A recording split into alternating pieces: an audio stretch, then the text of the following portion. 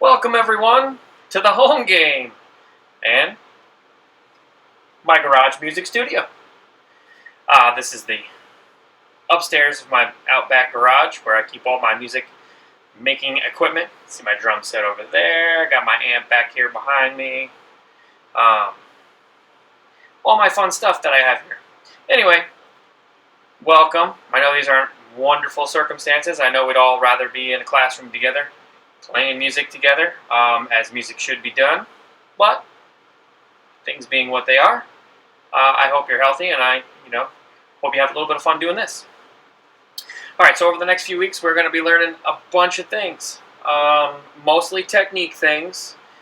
So we're going to go over a lot of that stuff in another video. Okay, how to operate and what things are going to be expected. So we'll do a tutorial on smart music, and that'll help us with that side of the playing side. So we get lots of practicing in and different techniques and that kind of stuff. Okay. We'll also do another tutorial on something called Tone Savvy. Tone Savvy is going to be what we use to work on our theory, our music theory. So, to be well-rounded musicians, it's one thing to be able to play.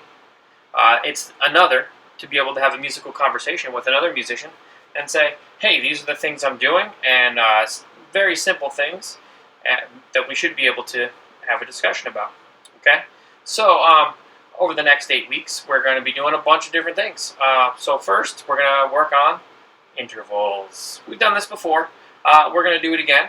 It's always good practice and good to remember how these things work. We're going to add a little bit of complexity into it. Okay? Not a whole heap, but just a little bit. Okay? Then we're going to work on scales. We'll do some sight reading. We'll do some key signature stuff. We'll work on various rhythms. Some that we're good at, some that we're not, but just, need practice with. We'll work on different articulations. Most of the time we do pretty well with that, but we could always be better. It's always good to practice. Time signatures, and then the last 2 weeks, I'm going to open up smart music to you and let you practice just about anything you want. There are a lot of examples out there, a lot of different things that you can play, and for those final 2 weeks, it'll just be about you practicing and making a final product for me to hear. Okay? So that's really what we're going to be doing for the next 8 weeks. We will have some Zoom time. We will try to play a little bit in Zoom. I've watched all kinds of professional ensembles do it. So we'll give it a shot and see if we can't do it too. It might be fun to do. It might be fun to just have everybody on the same screen trying to make music, because that's what we do. That's what we love to do. So, just a couple more things before I go into this week's topic. One, if you need me for any reason, give me an email. I know some of you have already reached out through email. If you want to get in touch with me through the Google Classroom, feel free to do that. You can do that too. Text me. Most of you have my number. You can text me whenever you need. Okay? Zoom. Office hours. That's right, I have office hours. My office hours are daily between 1 and 2. Okay? If you need me to meet outside of that and you want to have a Zoom appointment or a FaceTime, whatever it is that you need to do, just contact me and we'll do it outside of those time. The rest of my time I will be spent making next week's lesson. So, while you're at home practicing, I'll be here making the next set of assignments and so on for you to do. I'll also be practicing because this is a great time for me to practice as well. If we would like to have an online class where we all get together and play, we have to do it at a very specific time, and that is between 1 and 1:45. So right there during my office hours, okay? So that should work out pretty well. I have that same class time period. I think it's either Wednesday or Thursday with my guitar class, so we'll have to work that out in the future when we try to do a Zoom together, so that we can not conflict with that guitar time. All right, enough of all that stuff. If you have any questions about that, feel free to email me, text me, whatever you need to do. Okay, so intervals. Here's our music theory for the week. Okay, intervals, as you can see by the definition here, it is literally the distance between two spaces. Much like it is in math, it's the distance between two numbers.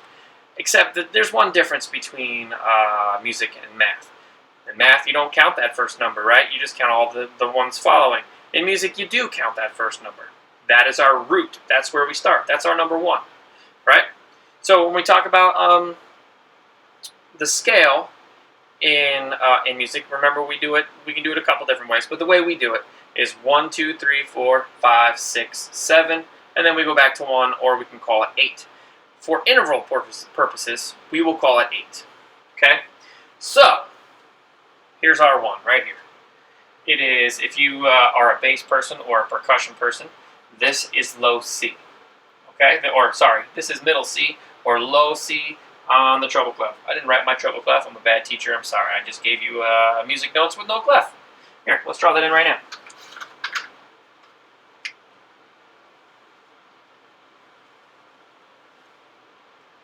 Hey, all right. So now we know where we are. Now we're all oriented.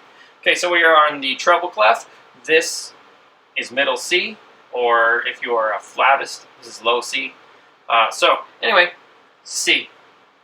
Now we are doing this. Notice there is no key signature, so there are no sharps and flats that we have to worry about at this time. Okay, I'm going to give you a different one in a little bit, and we'll see how that changes things a little. Okay, so first thing you need to know. We always count from our first note, okay? So this one, the bottom one that we're going to be counting from, or whatever one that is put in front of you as your root note, you're going to count from there. That is always going to be number 1, okay? When we count, we need to count all the spaces and lines between that root note and whatever note is up here, okay? We're only going to deal with 3 right now. We're going to do major third, and this is capital M, okay? Perfect fifth, and a perfect eighth. Or an octave, if you like. All right, so that first one right here, down here at the bottom, number 1. If I put another note right there, we need to count the distance, or the interval, between the two. All right, so we have 1. This space right here is 2. That right there is going to be 3. So 1, 2, 3. Everybody see how we have that 1 space there, 3. All right, so that is our major third.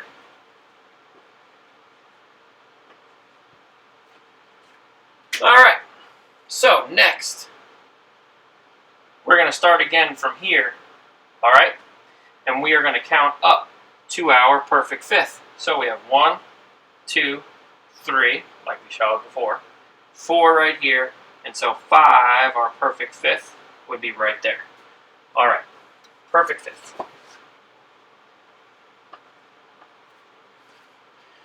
Okay, last one we're going to worry about is our P8 or our perfect 8 or an octave.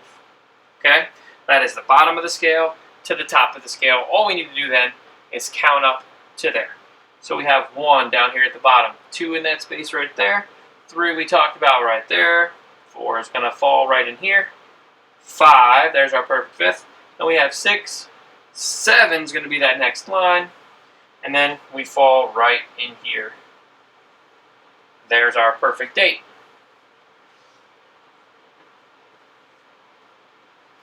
Okay, so we can also hear how these things should sound based on their quality. Okay, so major third, that's the only one that will change for us.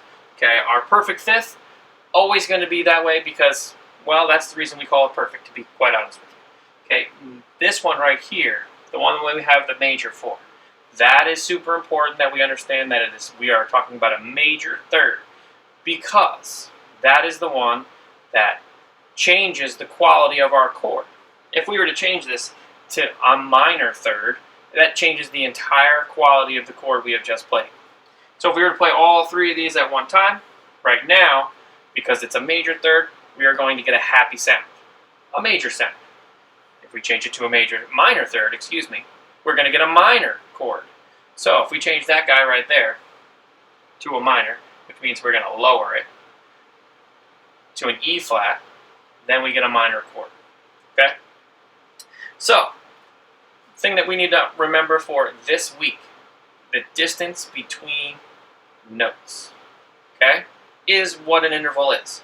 And we will only be dealing with from C to either a major third, a perfect fifth, a perfect octave, or a unison. So if I were to put another note right here, that would be a unison. Same note, right? This and this, not a unison because there are 8 notes in between them. Okay, intervals, not super hard. All right, look for the tutorial on Tone Savvy. Tone Savvy is just going to be a quick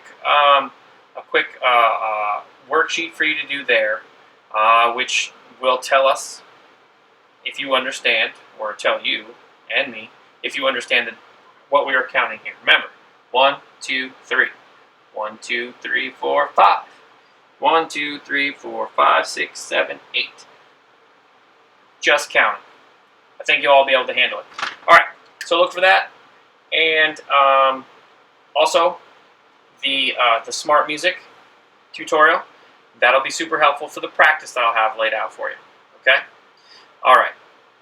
See you in those next videos, and shoot me a text. Send me an email. I miss you guys. All right. I'll talk to you later.